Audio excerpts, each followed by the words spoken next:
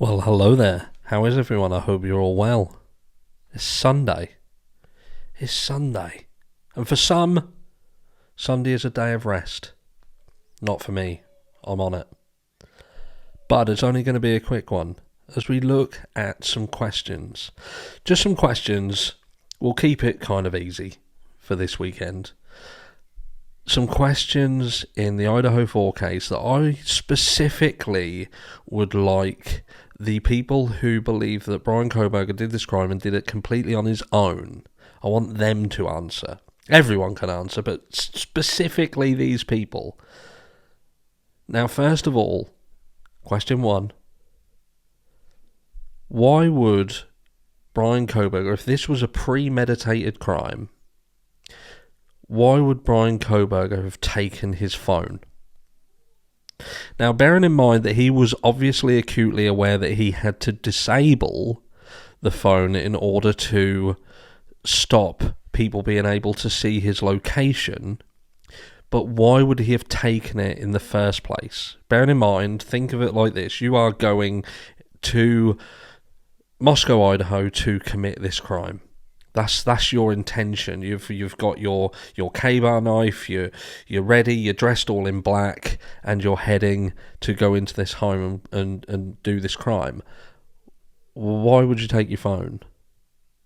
Just in case what?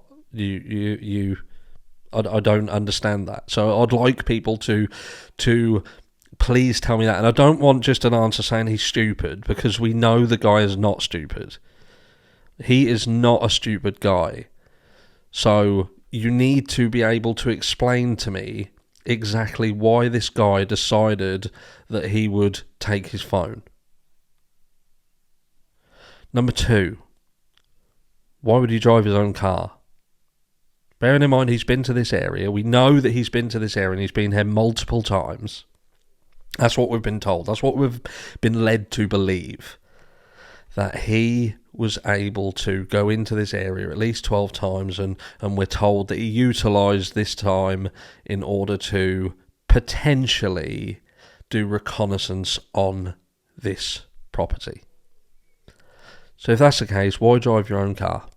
Why drive your own car where you know it's going to get caught on camera? Because we live in a digital age. There are cameras everywhere. Ring door cameras are absolutely everywhere. Every single garage, fuel station that you go past, there is a camera. There are multiple cameras everywhere. Why drive your own vehicle? And now with regards to the knife sheath itself. For that knife sheath to have been left in that property by Bryan, if we're saying Bryan's done it, it would have had to have been detached from his clothing. So he has got the K-bar knife with the sheath that's in it. So why doesn't he attach it onto himself?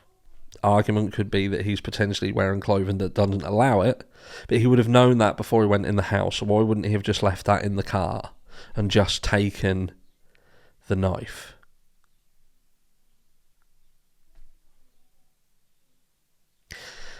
There are many, many questions, and these 3 specific questions was about Bryan himself. If we're taking this from a perspective of this was a premeditated crime, and it seems that these 3 elements were the biggest things that would come back to haunt him later. His car was seen, and I use his as in I haven't seen anything that's proven that Bryan Kohberger himself has been seen on this night in this area. I haven't. And if I'm wrong, again, please comment down below and tell me exactly where it says that it is definitely him that was in there that evening, or whether it's just speculation based on the fact that we have potential cell phone pings. We know that, or we've been told that his phone was turned off to conceal location, and we've got a car that appears similar-ish to his caught on camera. So then let's move forward. And let's look at these questions. So firstly, is it beyond a reasonable doubt to believe that the conversation had between Maddie and Kaylee, where they were talking about what had been said to Adam, what had been told, And the fact that the response to that question was, I told him everything.